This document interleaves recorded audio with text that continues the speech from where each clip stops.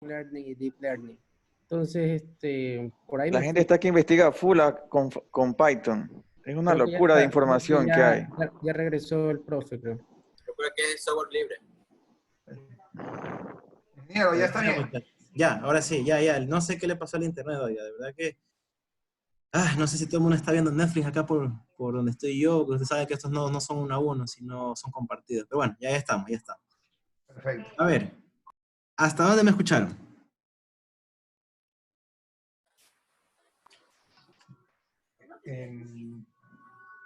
No sé, creo que fue hasta la sexta estaba.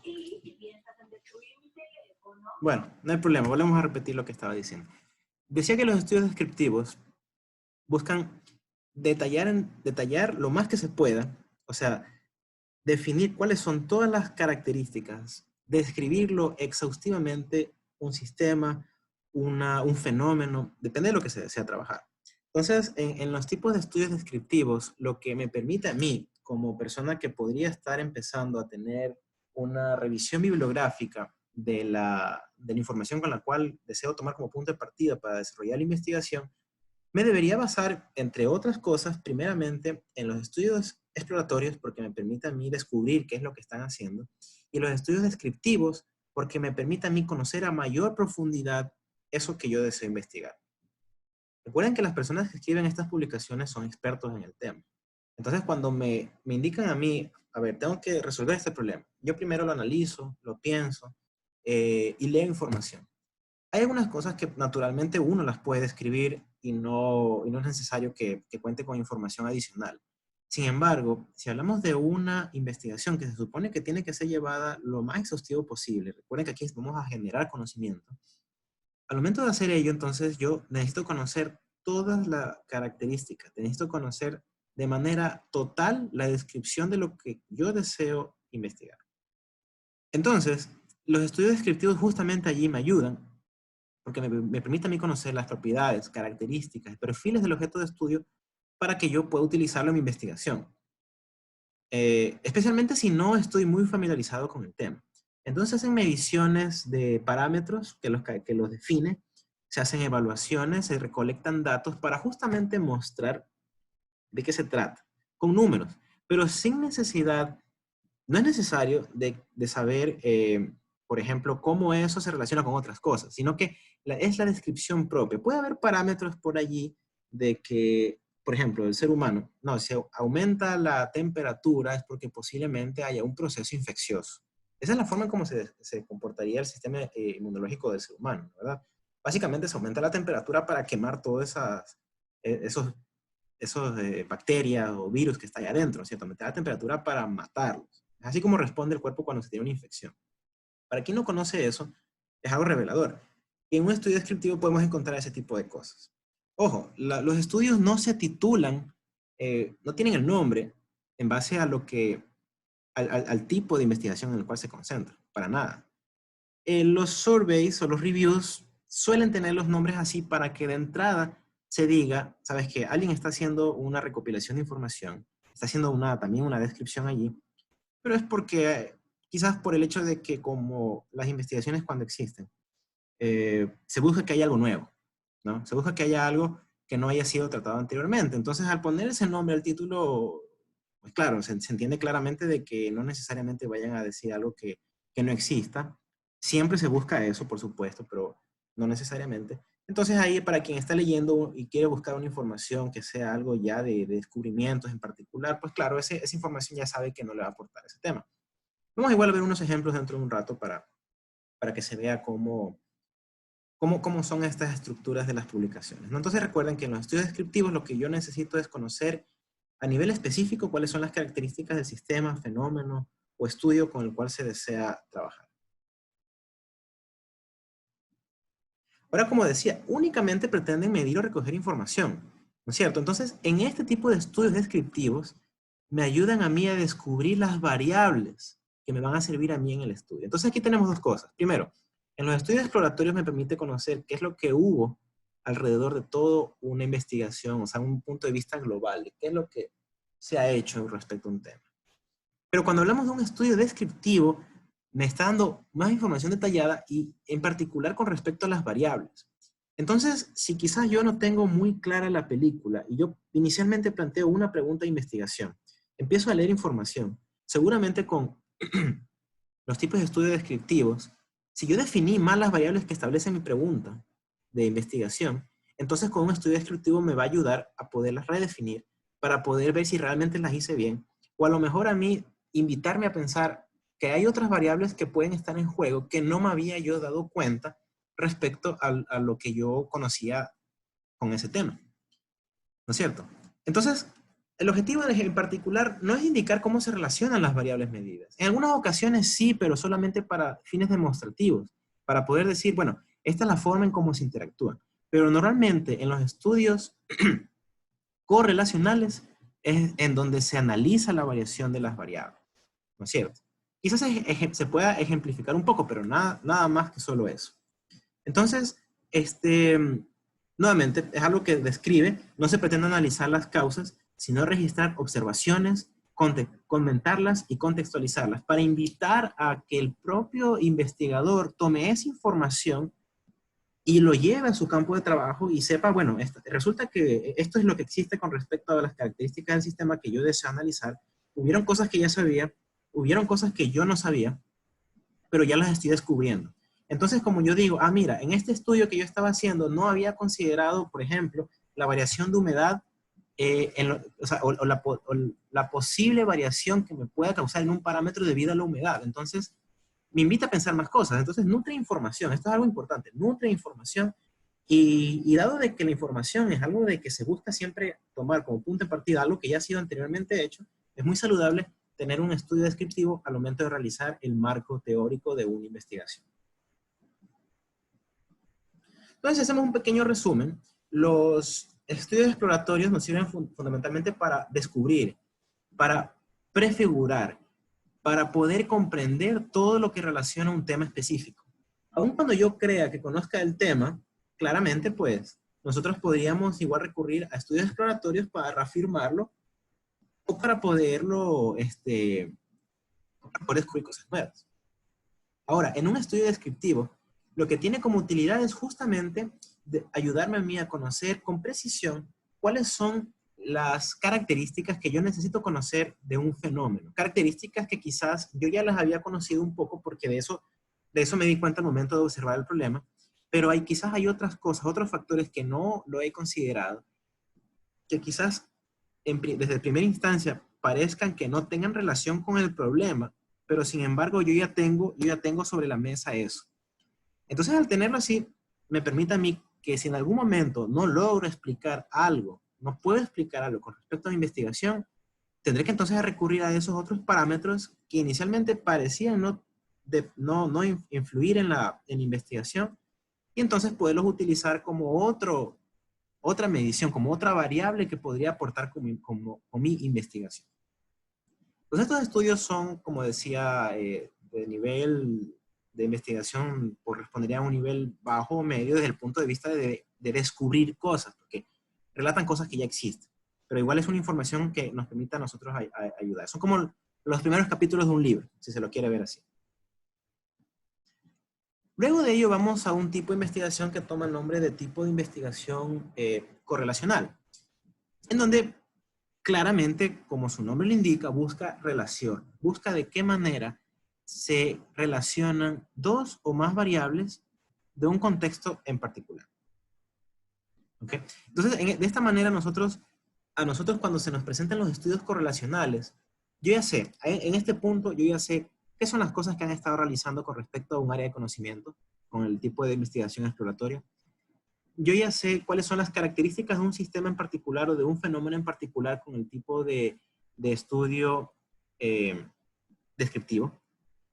Y luego, ya que yo tengo de primera mano cuáles son las variables que están involucradas allí, en un estudio correlacional yo descubro de qué manera se interrelacionan.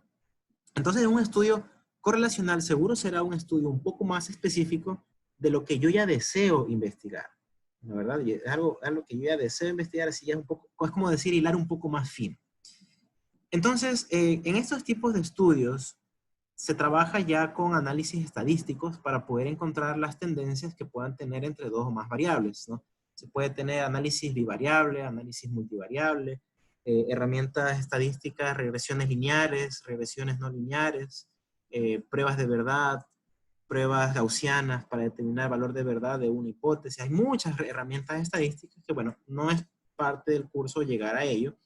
De hecho, en el propedéutico hablamos un poquito nomás de esta parte, pero dado que esta no es una maestría de investigación, sino una maestría profesionalizante, esos temas no vamos a cubrir, pero vamos igual a hablar al respecto un poquito más adelante. Entonces, lo que se desea aquí conocer es medir el grado de asociación entre dos o más variables. Entonces, para poner un ejemplo, yo cuando estuve trabajando en mi tesis de grado en SPOL, yo trabajé con pacientes parkinsonianos que tenían un fenómeno que se llama congelamiento de la marcha. El congelamiento de la marcha es una afectación que tienen en etapas avanzadas del Parkinson, en donde el paciente, debido a su rigidez, dado que pues, la enfermedad ha progresado, tiene un impedimento al momento de caminar, pero en particular cuando hay obstáculos que sean no difíciles de poder sobrellevar. Son obstáculos que tienen que ver algo un poco con una barrera mental. Por ejemplo, imagínense que estamos caminando por un pasillo de un hospital y en donde sabemos bien que los pasillos de hospitales cuando tienen las puertas son dos puertas, una puerta doble, y digamos que una puerta la cerramos y la otra la dejamos abierta.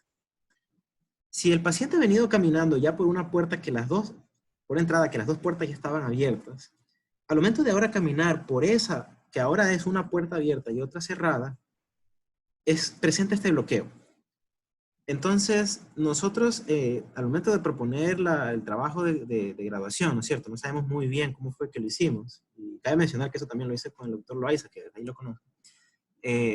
Vimos, bueno, ¿de qué manera podemos nosotros tener alguna variable que nos permita a nosotros poder estimular, ¿no es cierto? Estimular al paciente desde el punto de vista cognitivo. O sea, cómo influir en su psiquis, cómo influir en su cabeza de tal manera de que eso que lo ve como barrera pueda ser sobrellevada.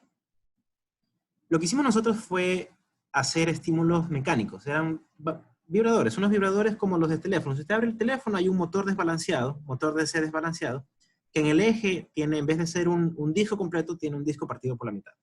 Para girar eso de ahí a alta velocidad, como, bueno, no es a alta velocidad, pero hay otros motores que giran más.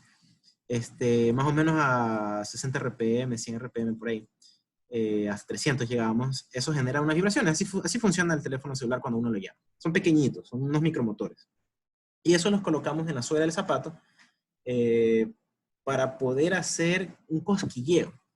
Entonces nosotros dijimos, bueno, dado de que un cosquilleo, si hablamos de un niño, por ejemplo, cuando un niño le hace cosquilla, el niño no para de reír, o sea, no se controla. Es otro medio de comunicación a través del cerebro que permite esos estímulos que en este caso le causa reírse. Entonces nosotros vimos, bueno, vamos a ver de qué manera se puede tener una relación de estos estímulos mecánicos sobre el paciente. Gracias a Dios funcionó, ayudaba a poder demostrar que el paciente salía. Les quisiera enseñar un video ahora dentro de un rato, para que vean cómo fue ello. Y es ahí nosotros cómo encontramos una correlación. Resulta que en la planta del pie, en el dorso también hay unos corpúsculos que se denominan corpúsculos de Pacini. Y son esos que cuando son estimulados mecánicamente producen el cosquilleo. Entonces, esos corpúsculos tienen un medio de comunicación diferente por donde no está el Parkinson y por ello ayuda a que los pacientes permitan salir, porque esta enfermedad es una enfermedad neurodegenerativa, ¿no? Entonces, al ser neurodegenerativa, se tiene en este caso ausencia de dopamina, que es lo que los médicos contrarrestan con el medicamento. Pero de todas maneras hay una afectación a nivel cerebral. Entonces, al hacer de esta manera, podemos encontrar que hay una relación entre un estímulo mecánico en partes sensibles con respuesta para poder salir de las crisis del paciente, en este caso de Parkinson. Entonces, en este caso, cuando nosotros planteamos la hipótesis, no sabíamos, fue lo que se nos ocurrió. Dijimos, bueno, empecemos con un cosquilleo. Claro, uno naturalmente puede pensar, dale choques eléctricos. Eso es un poco más invasivo, un poco más peligroso, dado que algunos pacientes tienen marcapasos, tienen otros problemas que no es bueno hacer ello. Entonces, la pregunta de investigación en ese momento fue, ¿de qué manera influyen estímulos mecánicos sobre la parte motriz del cuerpo para sobrellevar el congelamiento de la marcha. Entonces ahí como encontramos estas relaciones. En este caso utilizamos solamente como variable de entrada el estímulo mecánico, como variable de salida la respuesta que el paciente tenía. Pero hay otras investigaciones que pueden llegar a tener más correlaciones. Por ejemplo, para personas que tienen daños musculares, existe una metodología para poder medir la conducción nerviosa. Entonces, a través de las conexiones nerviosas que se tienen en los músculos, veámoslos como si fueran resistencias eléctricas. Cuando hay un deterioro, esa resistencia eléctrica presenta una variación con respecto a un paciente saludable. Entonces, cuando hay ciertos tipos de movimientos que se tienen en este caso en los brazos, por ejemplo, en las piernas, se espera un tipo de respuesta que tiene que ver con la excitación muscular y toda esta interacción eléctrica que tiene el músculo para poder excitarse, ¿no? Tiene una potencial de acción que permite el movimiento del músculo y luego la relajación. Entonces estos parámetros se ven afectados también por estos daños. Entonces es ese tipo de investigaciones donde se está trabajando con correlaciones, ¿no? Ver cómo la variación de un parámetro afecta a otra. Tengo un paciente sano que puedo obtener una onda de estimulación muscular que tengo diferente con respecto a una persona que tiene un problema de rigidez, de bradiquinesia, de disquinesia, alguna de ellas. Puedo también llevarlo a otro ámbito. Puedo llevarlo también al ámbito de rehabilitación muscular para atletas o de análisis de desempeño de atletas. Claro, ahí obviamente las comparaciones serán diferentes, las gráficas serán diferentes. Puede ser que en los atletas las variaciones entre ellos presenten, o sea, que entre ambas gráficas presenten variaciones muy pequeñas respecto a personas que tienen una enfermedad muscular, pero eso digamos que es por ese motivo, por la enfermedad que tienen. Y entonces pues ahí se puede tener una diferente información y una diferente correlación en base a lo que se tenga como contexto. Entonces, en otras palabras, lo que hay que hacer es contextualizar el tipo de estudio que se está realizando y poder medir. Aquí es muy importante poder medir con precisión. Entonces, las personas que trabajamos en instrumentación biomédica, los estudios correlacionales prácticamente caen de cajón porque dado el ámbito con el cual nosotros trabajamos, que es justamente tomar señales pequeñas y poderlas procesar y tener una información de ello, entonces ahí estamos muy cercanos a tener mediciones. Entonces, al tener mediciones, claro, influye otras cosas, ¿no? Como parte fisiológica, parte clínica, parte de terapia y demás. Entonces, ahí se puede tener cómo se produce la variación y se puede explicar. Y en base a eso ayuda a poder tener diagnósticos de enfermedades o de ciertos tipos de afectaciones en base a índices que se pueden crear en base a las correlaciones que se presentan. Entonces, bueno, en resumen, es poder tener una relación poder conocer cuál es la variación de un parámetro o de varios parámetros respecto a un parámetro en particular o a otros parámetros también. Eso dependerá del tipo de análisis que se realice. Ahora, ¿cuál es lo malo? ¿Cuál es lo riesgoso de esto? Es que uno pueda hacer una correlación falsa. Esto tiene que ver mucho con la investigación que se realiza y también del equipo de medición que se pueda contar para poderla verificar o rechazar. No, entonces, una correlación falsa significa básicamente una asociación incorrecta entre variables que realmente no existen. Por ejemplo, mayor estatura, mayor inteligencia. Es posible que en un área específica, yo pueda, geográficamente hablando, pueda decir, esta gente es inteligente y todos son altos. Entonces, mayor estatura, mayor inteligencia. Pero si en ese lugar geográfico todos son altos y el más patucho mide 1,80, no tiene nada que ver la estatura, sino que todos son altos. Y no tiene nada que ver con la inteligencia, en este caso en particular. Entonces, para el caso de ingenieros, en donde nosotros trabajamos, ingenieros médicos, que trabajamos un poco más con las señales, con los médicos, ese tipo de correlaciones pueden presentarse, pero en un nivel un poco más bajo, con respecto a estudios que tengan que ver con estudios clínicos, la verdad, de interpretación de parámetros del paciente, edad, peso, otras cosas más, ¿no? Entonces, igual esto de aquí se tiene que verificar bien. Entonces, tenemos ese riesgo. Claramente, si es que se tiene una correlación verdadera, pues ahí está el punto de investigación y es ahí donde se concluyen todas las cosas que se deseen decir de esa investigación.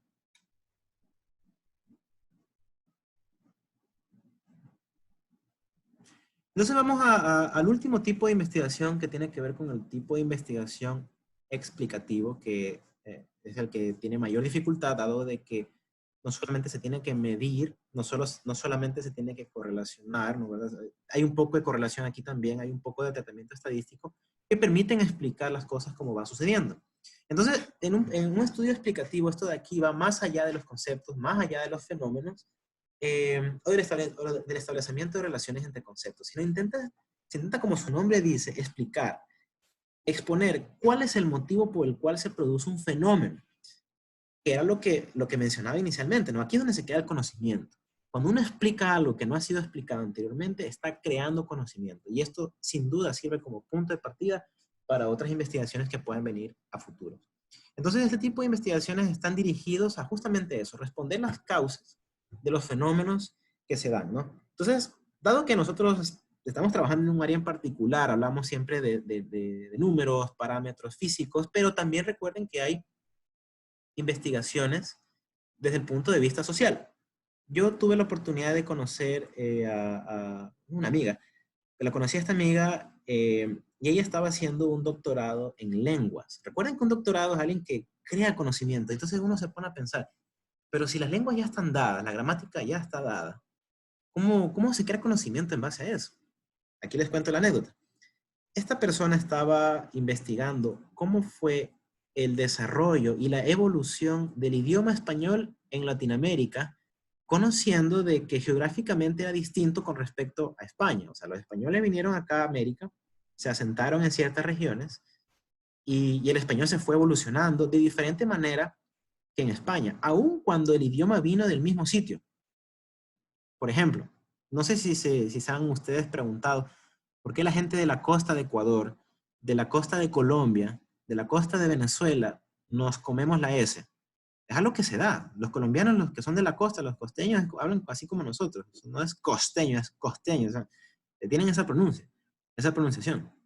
¿Por qué motivo? Entonces yo estaba hablando de este tema y me dice, resulta que las personas, hay una población en España que no recuerdo de dónde es realmente en este momento, pero que también tienen la misma forma de hablar y que se asentaron en la costa porque eran las condiciones climáticas más parecidas en donde ellos vivían en España, ¿no? Primera cosa. Entonces, ella me decía como segunda cosa que investigaba los documentos de la Real Audiencia de Quito, que eran documentos de los españoles, pero redactados por criollos, en donde se veía cómo cambiaba la variación cómo se variaba, cómo cambiaba el idioma español. Entonces, claro, su investigación era exactamente de eso, explicar por qué motivos se daban las variaciones. Entonces, uno de esos motivos es que también tenía que ver con los aspectos geográficos de donde la gente de España venía y se sentaba acá en Ecuador, ¿no? Entonces, es un tema igual interesante, más allá de la ingeniería y otras cosas que también pueden explicarse por medio de estos estudios. ¿No? Entonces, bueno, los estudios explicativos, como decía, buscan detallar los fenómenos por los cuales se dan en cualquier contexto, como vemos de parte física, parte de ingeniería, incluso aspectos sociales. Entonces aquí tenemos un resumen de todos estos tipos de investigación, ¿no? Recordando nuevamente de que cuando se hace una revisión bibliográfica se sugiere empezar con estudios exploratorios a fin de familiarizarnos con lo desconocido y poder luego utilizar esta información para poder ir más profundo.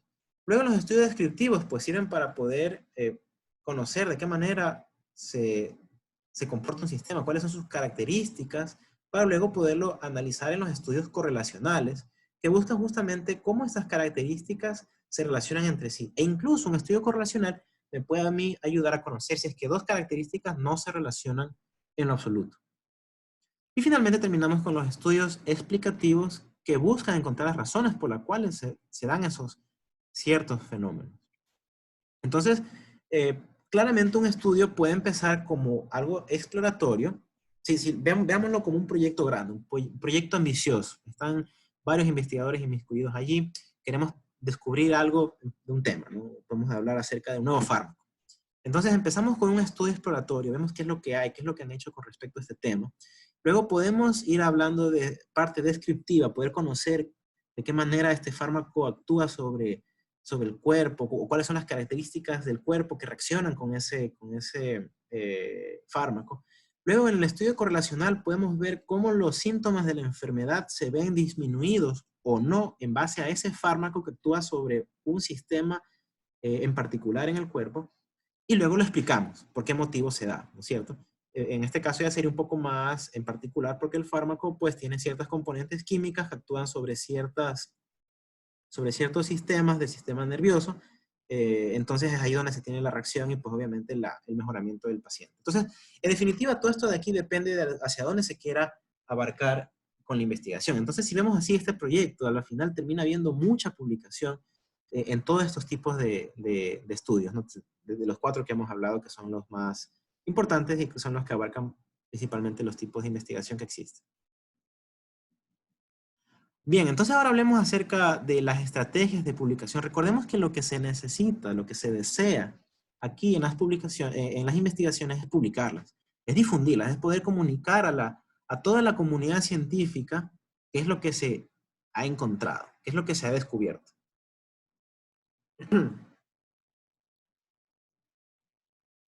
Entonces, cuando hablamos de una investigación que se desea publicar, tenemos que estar seguros que cumplimos con unos ciertos requisitos que son mínimos. Primero, que tenemos que ser capaces de evaluar las observaciones. Recordemos de que aquí evaluar es un verbo que está en el nivel cognitivo superior.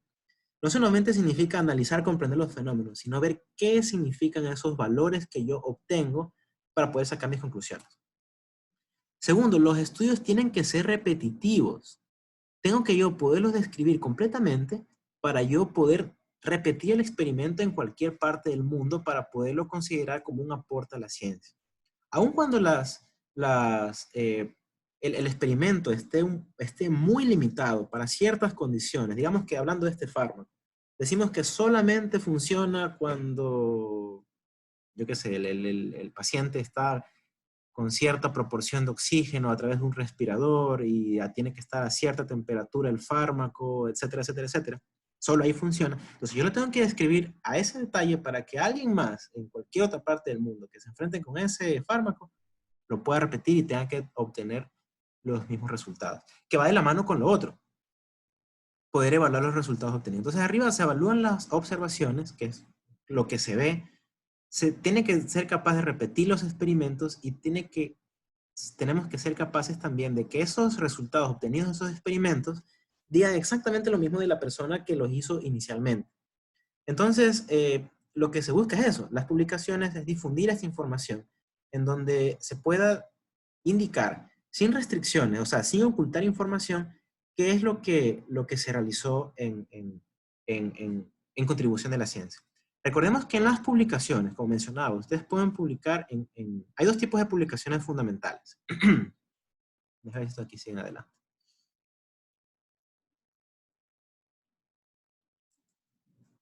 Aquí no está. Hay 2 tipos de publicaciones que se puede hacer. Una, a través de una conferencia. Suelen ser publicaciones que tienen 6 páginas, 7 páginas, no más de eso, escritas en doble columna por página, en donde se expone qué es lo que, bueno, se expone la investigación en general. De ahí tenemos otro tipo de publicaciones que se llaman publicaciones de revista o journal, ¿no? Las publicaciones en journal o en revistas son aquellas publicaciones que hablan un poco más en detalle, tienen más cantidad de hojas, por ende más información puede ser explicada. Estamos hablando, algunas abarcan 9 hojas, 10 hojas, 12, hasta 16, eso ya es mucho, pero las hay, en donde se explica un poco más en detalle. El nivel de dificultad de escritura de una publicación de conferencia podría decirse que es un poco menos que la de una revista. Porque en las revistas suelen ser un poco más, ¿cómo decirlo? Hay evaluadores. Cuando uno publica, uno tiene que tener revisión por pares para que la publicación sea aceptada, ¿no? Una buena publicación tiene que tener un sistema de evaluación por pares. Entonces uno envía la publicación y eso le llega a los evaluadores o editores de la revista o de la conferencia y la revisan y dan su opinión. Pueden ser 2, pueden ser 3. Entonces ellos lo aceptan, pueden decir que la aceptan con cambios menores, pueden decir que la rechazan con cambios mayores o pueden decir que la rechazan por completo. Entonces, cuando habla de rechazos con cambios mayores, como que mira, vuelvo a enviar con estas correcciones y te lo acepto. Perfecto. Cuando son cambios menores, te lo acepto como está, pero corrígelo de acá. Y cuando te dicen rechazado, es como que de verdad es que ya esto de aquí no aporta en nada a la ciencia. Entonces, cuando se tiene este tipo de revisores, los revisores de las publicaciones de conferencias suelen ser un poco más, digamos, flexibles que los revisores de revistas. Los revisores de revistas suelen ser un poquito más cargosos, si se quiere decir alguna palabra respecto a eso. Pero no solamente depende de los evaluadores, depende mucho del impacto de la revista con la cual uno desea publicar. ¿Y de qué depende el impacto? Bueno, recuerden que el impacto, eso quiere decir qué tan importante es una publicación, qué tan importante o qué tan grande es la reputación de una revista para que yo pueda tener en consideración, ¿no es cierto?, al momento de publicarla. Y eso va de la mano con la audiencia con la cual se llega, con el número de publicaciones que se obtiene por publicaciones, etc. Entonces, al momento de publicar se tiene que tener en consideración esto. ¿Cuál es el factor impacto de esa revista? Asimismo, cuando yo publico, si yo observo esto, cuando yo publico, cuando yo reviso información literaria, debería también ser capaz de poder buscar cuál es el impacto, el factor de impacto de esa fuente bibliográfica de la cual estoy yo leyendo. Lamentablemente en Internet se encuentran hoy en día de todo, absolutamente todo. Entonces, ¿cómo yo sé que la información que yo estoy obteniendo es realmente, proviene de alguien que tiene una reputación buena? Entonces, es a partir de allí donde se observa justamente este factor de impacto, o también índice H. El índice H es una medida que se toma entre el número de artículos en esa revista o en esa conferencia versus el número de citas que han recibido. ¿Qué significa la cita? Significa que otras investigaciones han utilizado esa de allí, las investigaciones provenientes de esa revista o de esa conferencia, para poder desarrollar conocimiento. Entonces, no es cuestión solamente de publicar y que ya esté ahí impreso, sino es cuestión de también de qué manera esa publicación ayudó a otras personas a también publicar, sea en ese mismo sitio o sea en otro sitio. Entonces, básicamente el impacto de publicación se mide eso, en base al número de citas y en base al número de publicaciones que se tienen en el año. Claramente, ahí pues hay una fórmula matemática para ello, pero que se puede revisar a través de una página web que tiene un compendio de ranking de journals científicos. Así que ya lo vamos a revisar dentro de un rato.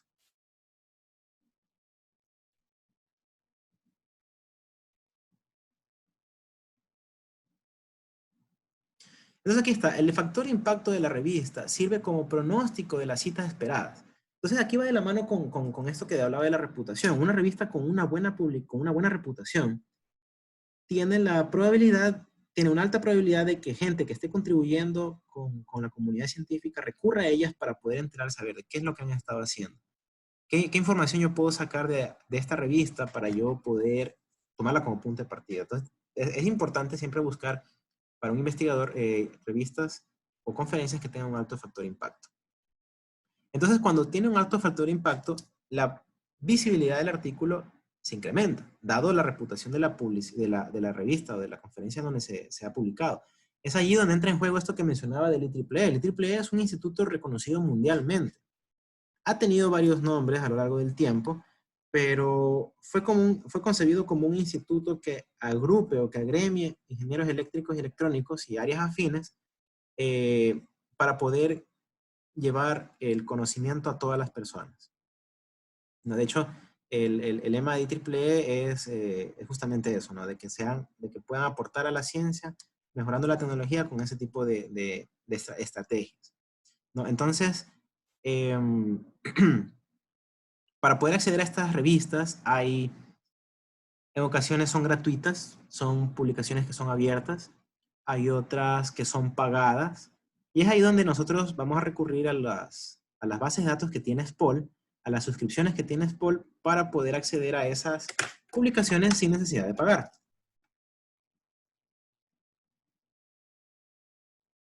Bases de datos como cuáles, por ejemplo.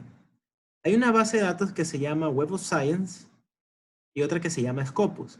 Estas de aquí engloban muchísimas conferencias, muchísimas revistas, en donde yo puedo buscar la información y puedo yo tenerla a primera mano en un solo buscador. Es como si fuera un Google para eso. Digo entre comillas porque hay una cosa literal de Google que se llama Google Scholar, que justamente funciona igual como el buscador de cosas de Google, pero orientado solamente para artículos científicos que han estado o que están indexadas en revistas o en bases de datos de prestigio como las que están aquí arriba. Web of Science, Scopus, Springer y Elsevier, que son también editoriales que agrupan todo ese tipo de información, así mismo como libros, porque ellos tienen libros, tienen guías, tienen bases de datos de, de publicaciones. ¿Okay? Entonces, bien, vamos ahora a poder ver unos ejemplos de publicaciones antes de seguir con esta parte que les va a servir para cuando tengan que buscar información. Vamos a mostrarles. A ver.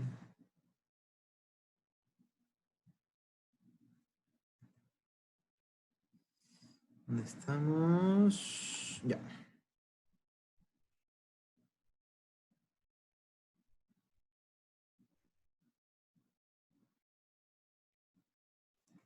Miren aquí.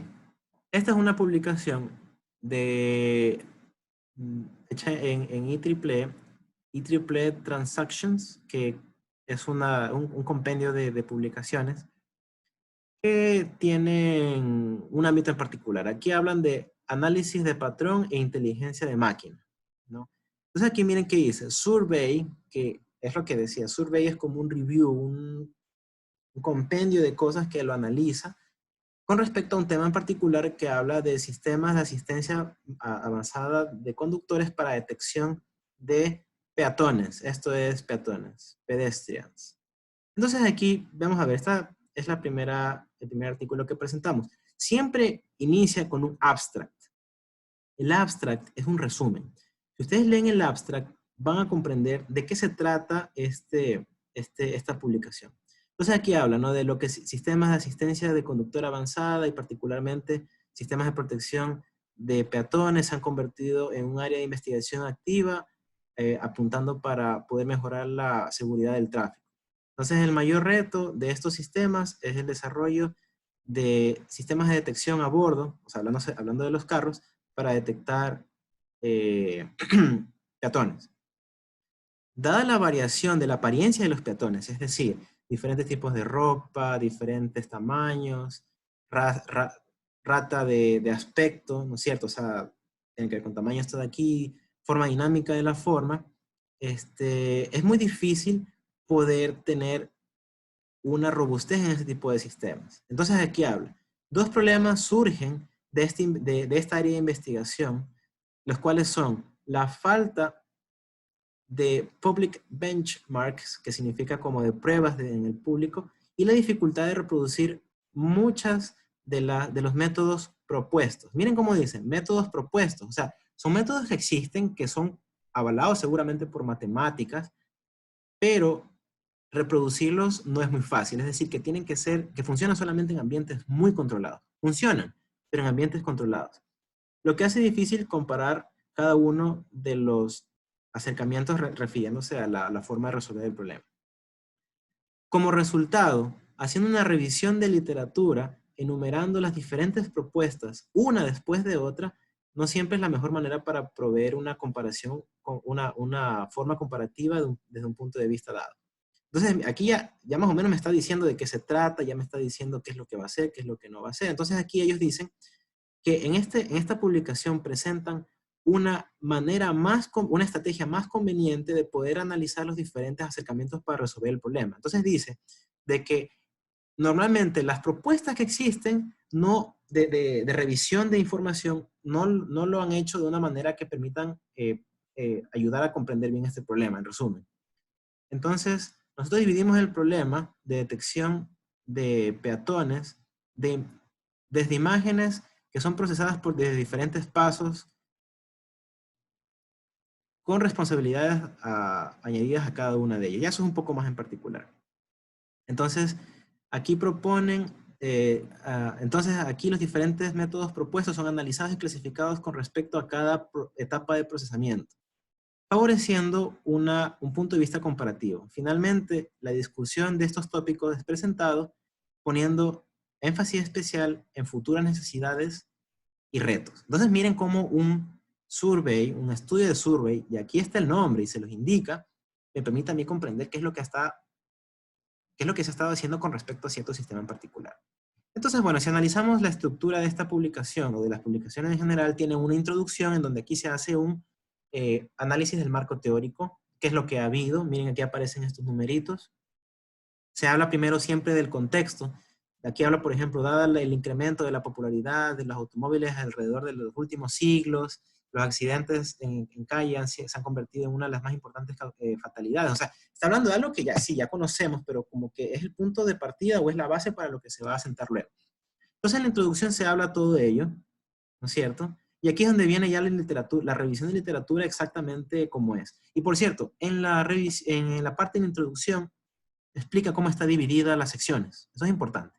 Entonces, mira, este de aquí es una publicación de 20 páginas, en donde ya habla del procesamiento, del análisis y demás. Por aquí ya se habla de clasificación de objetos, de unas tablas de comparación, cómo se hacen miren, aquí es un sistema que ve, es una cámara, en donde observa la persona, la va clasificando, detecta que es una persona y que no sea un poste o algo por el estilo. Entonces aquí está un tipo de publicación de esta manera.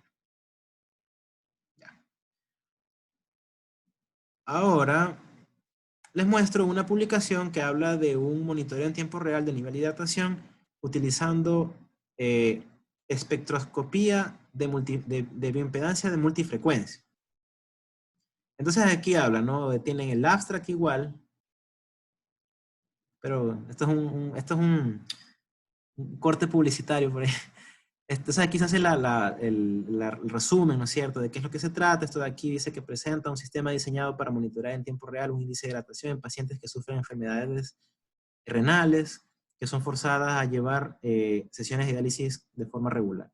El sistema está compuesto de un electrodo inteligente, que es una interfaz de piel, y un Smart Electrode, una estimulación de ese electrodo y electrónica de medición. Este sistema médico combina análisis, multifrecuencia y bioimpedancia tetrapolar con una medición focalizada de impedancia de 4 electrodos. Eso ya es un poco más particular. Dice, luego es comparado con un equipo Keysight con la serie, a fin de poder tener una comparación con la medición del equipo como para poderlo validar, y luego de esto se puede tener una correlación entre el fluido removido y el índice de hidratación.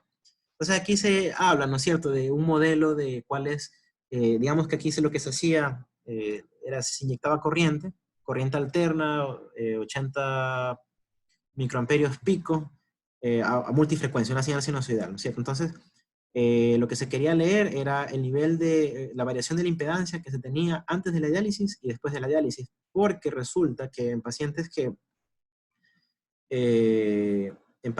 se les hace este tipo de diálisis, tienden a acumular líquido en ciertas regiones del cuerpo. Entonces eso es lo que se buscaba investigar. Entonces miren, en comparación a una publicación anterior que eran 20 páginas, que era de un Transactions, que es como, no es como un journal, pero no es una conferencia, ¿ya? Es una especie de revista. Este de aquí era un paper de una conferencia y miren que tiene menos páginas, son 6. Entonces este de aquí se intenta contar de manera un poco más condensada qué es lo que se hizo. Entonces aquí se presenta el sistema, cómo fue concebido, aquí está el electrodo, una protección de descargas electroestáticas, unos multiplexores digitales, la parte de preamplificación, procesamiento, comunicación y demás. Entonces aquí, como estamos hablando ya de índices de correlación, ¿no es cierto? Que hablamos, por ejemplo, al tener una relación o una variación de resistencia eléctrica, ¿no es cierto?, que básicamente depende de la resistividad, y la resistividad depende de la cantidad o sea, de cómo está conformado el material. Entonces sabemos muy bien que un cuerpo al estar mojado tiene una reducción de la resistencia porque hay mayor incremento de agua y demás, ¿no? Entonces aquí es donde se investiga esta parte, se encuentran los desarrollos de la investigación. Aquí está un sistemita, la plaquita que se hizo. Y bueno, entonces se dan cuenta cómo está orientada a dos tipos de investigaciones diferentes. Una hace una revisión de literatura y el otro aquí habla de algo específico. Aquí dice Logramos obtener esto en base a la utilización de este tipo de sistemas, de este tipo de análisis. Aquí tenemos unos tipos de circuitos de amplificación. Aquí se dice cómo funciona ese tipo de medición focalizada, que es como hacer varias mediciones, pero utilizando pocos terminales. Y bueno, gráficas y obviamente las conclusiones al final, ¿no? ¿Verdad? Entonces, ahí tenemos dos tipos de investigaciones que tienen sus diferencias, pero que igual aportan a la comunidad científica con conocimiento nuevo.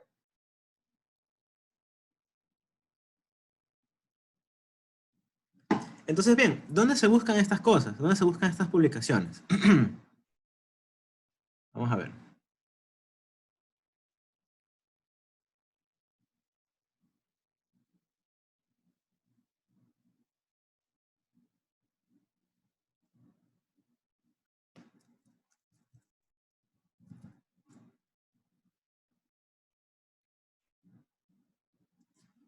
A ver.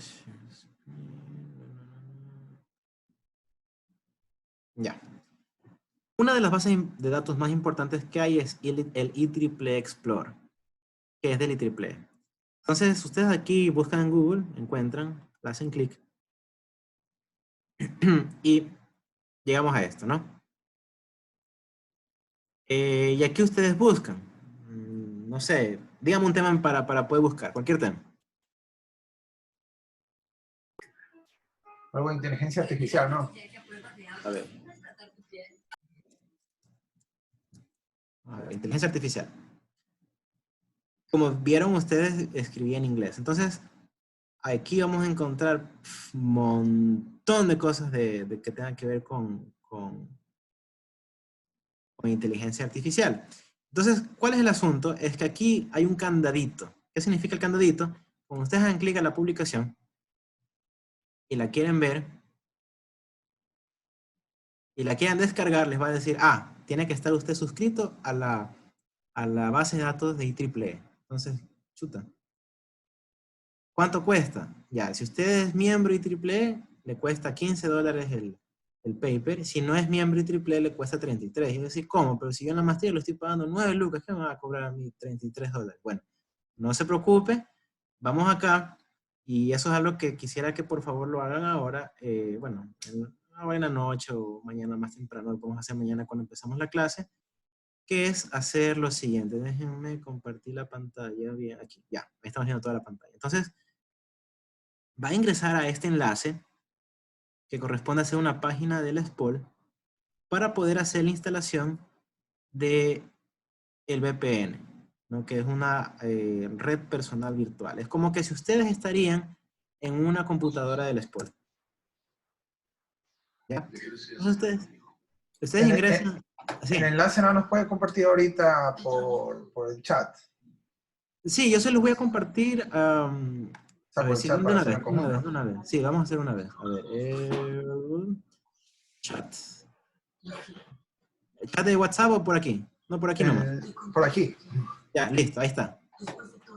Gracias. Entonces, por favor, vamos haciendo clic en ese enlace y van a llegar a esta página que donde me encuentro yo en este momento. Entonces, aquí hay algunas cosas, ¿no? Hay algunas herramientas que nos permite usar SPOL para poder, para poder hacer uso de las herramientas que tenemos. Algunas cosas, y ustedes se van aquí a conexión VPN, aquí en la parte de abajo. Entonces aquí hay para Windows, para Mac, para Linux, hay para todo. Yo tengo Windows, hay unos compañeros aquí que tienen Mac, lo hacen en Mac, pero sigan las instrucciones del PDF que se les tiene aquí. Con Internet Explorer. Yo estoy usando Chrome.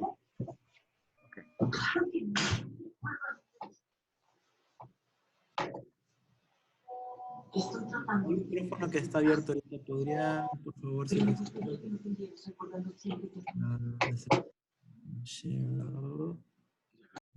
listo.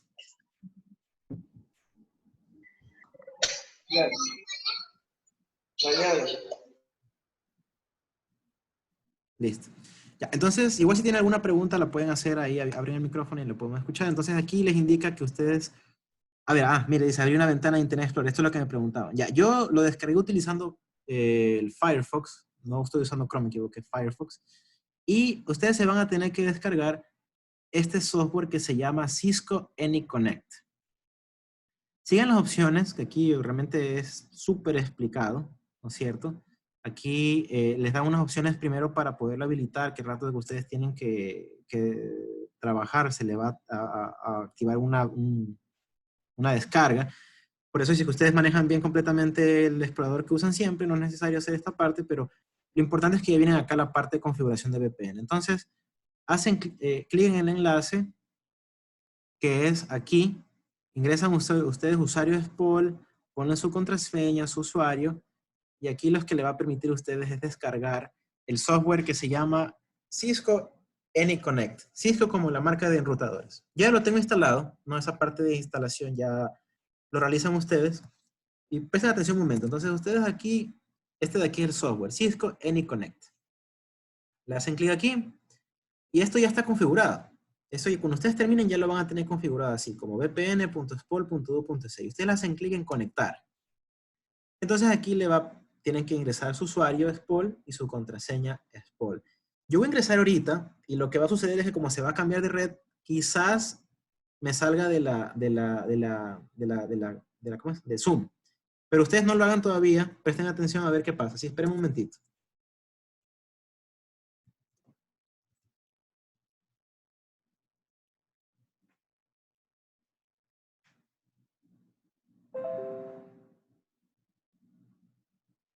Hola, me fui, sigo acá.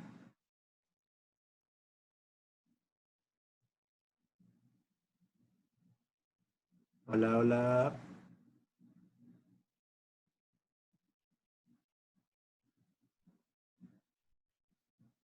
Hola, ¿me escuchan?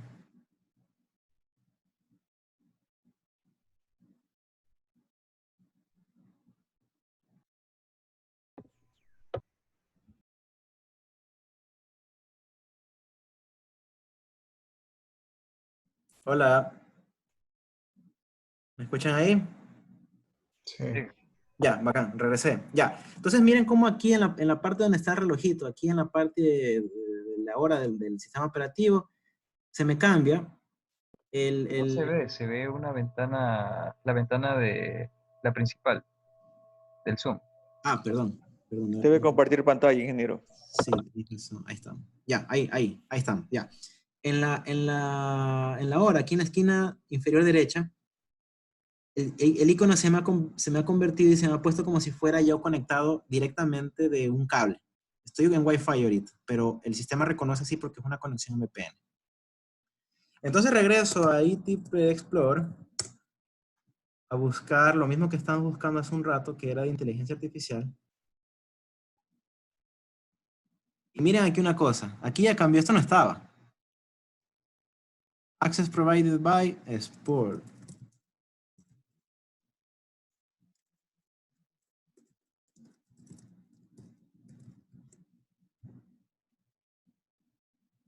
Entonces buscamos nuevamente inteligencia artificial.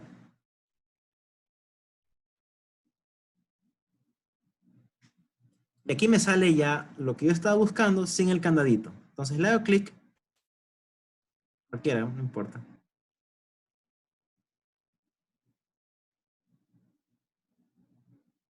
Y entonces aquí yo ya me la podría descargar. Aquí sale más información. ¿No, verdad? No, bueno, se supone que tengo que descargar, a ver. PDF. Y me redirige para el PDF que yo deseo buscar. Ya no tengo que pagar nada. Ya está incluido. Y aquí ustedes pueden obtener información muy fiable de cualquier tema que ustedes vayan a buscar. En inglés. Entonces aquí en la parte superior se completa automáticamente de dónde sale la información, en este caso del Simposio Internacional del 2007 de Electrónica y Dispositivos Inteligentes. Aquí sí tienen cómo revisar todo lo que quieran. Esta publicación y otras más.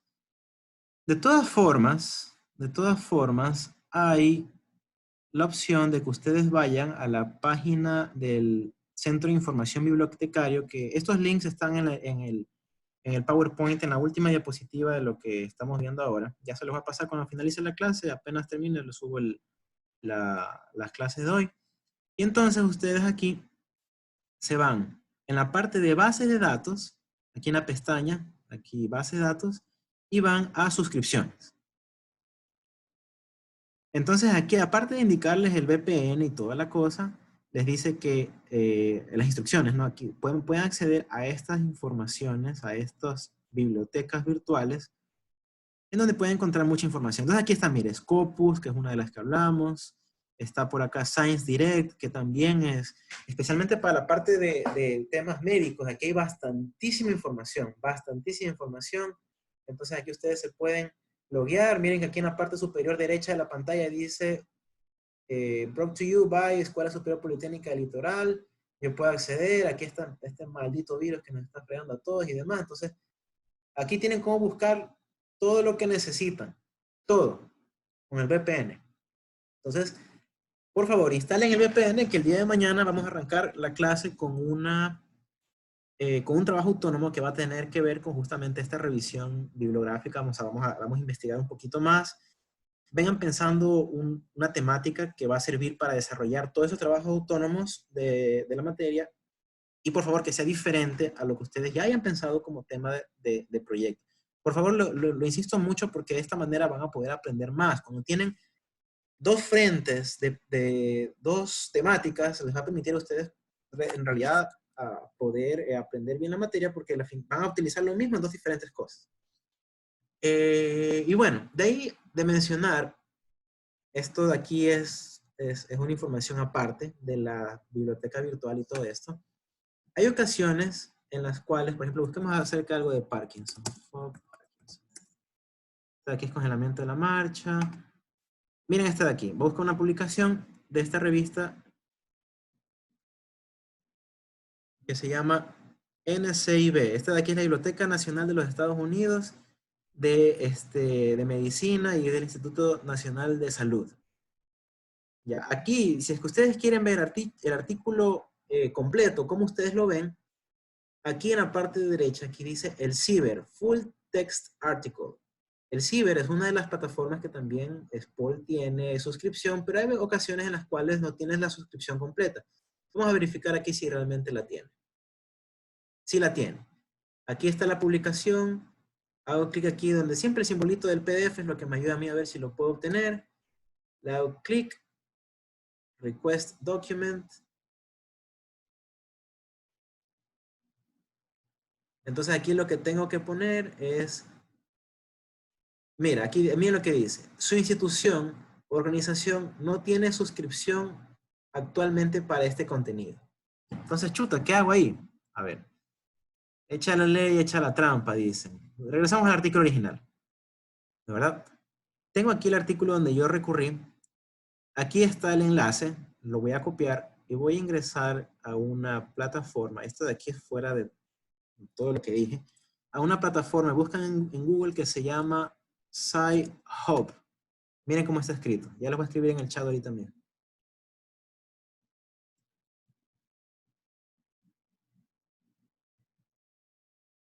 Sci-Hub. Entonces buscamos una cosa que está en, no sé en qué idioma, ruso, alguna vaina así. También en Taiwán, no sé qué dónde sea esa vaina. Copio el enlace.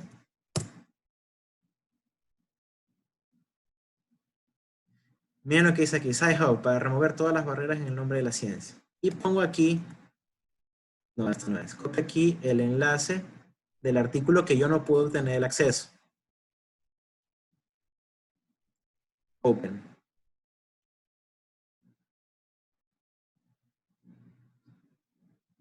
Y aquí está el documento. Esto es medio pirateado, no está de más decirlo, pero el punto es que no quiero que tengan barreras para obtener información.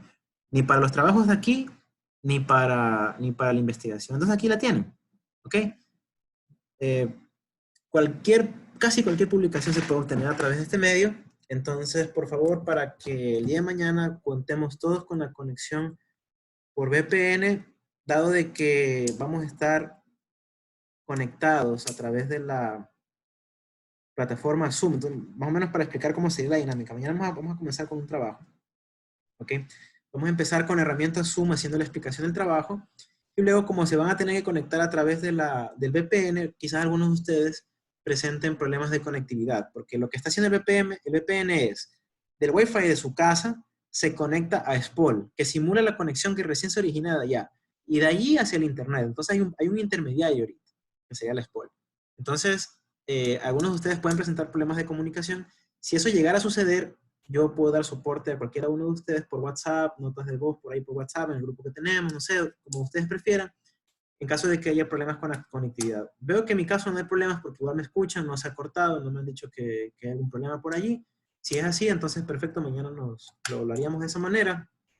Y pues bueno, entonces ahorita voy a subir las diapositivas al sitio web de lo que vimos el día de hoy. Ahí va a estar también la parte de los enlaces. Miren que aquí vamos a poner los enlaces ya. Aquí están los enlaces. Aquí están los otros enlaces de lo que hemos accedido. Lo de las suscripciones de base de datos del SPOL. Lo del VPN. Google Scholar, que es como un buscador para poder encontrar la publicación. Y si no la tenemos en bases de datos, ya sabemos cómo obtenerla. Y el IEEE Explorer, que también, eso sí tenemos acceso a toda la información allí. Ahí no es necesario hacer ese pequeño truquito que he hecho. Ok, entonces, bueno, no sé si tengan alguna pregunta, alguna duda.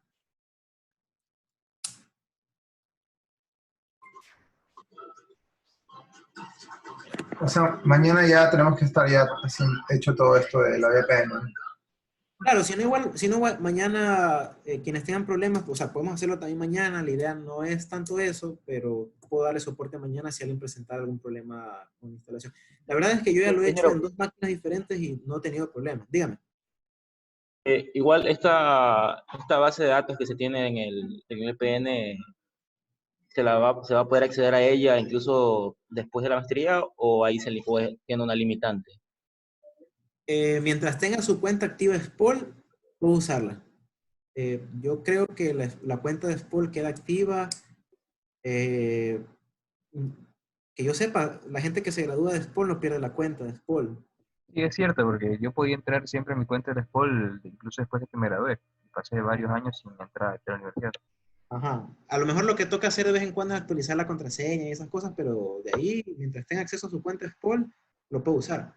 Y podemos acceder a cualquier tipo de información desde aquí, ¿verdad? A la base de datos que se está suscrita a SPOL, sí, y también como la forma que les enseñé, ahí ya como que último recurso, si ya no tienen cuenta de SPOL, ya no tienen, o la SPOL no tiene suscripción, así. Ok, ingeniero, muchas gracias. Listo, señores. Entonces, dado de que no hemos tenido problemas de conectividad, no creo necesario subir el video. No es algo que me diga lo contrario, no sé, porque igual tengo que hacer la carga, eso se demora 40 minutos. Bueno, veamos esas posibilidades. Y pues, en todo caso, si hubiera necesidad, lo puedo hacer, pero por ahora no porque ya está un poquito tarde y ahora descansar y mañana continuamos temprano. Entonces, 8:30, los espero para poder conectar. Voy a crear una sesión de Zoom ahorita mismo, lo voy a subir en los anuncios de la materia y toda esta documentación ahorita mismo, ¿ok? Entonces, si quedamos hasta allí, nos vemos mañana. ¿Alguien tiene alguna pregunta? Si no, nos despedimos. Gracias, ingeniero, no hay problema. Ya, listo. Espero que les haya gustado la clase, entonces nos vemos mañana. Hasta mañana. Hasta mañana, gracias. Mañana.